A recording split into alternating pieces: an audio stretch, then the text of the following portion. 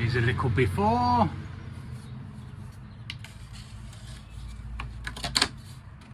And an almost after. He's a bit lumpy there, but when I've painted it, it'll blend in, you won't notice it. Just covers that gap. That bit there, look, just covers it up.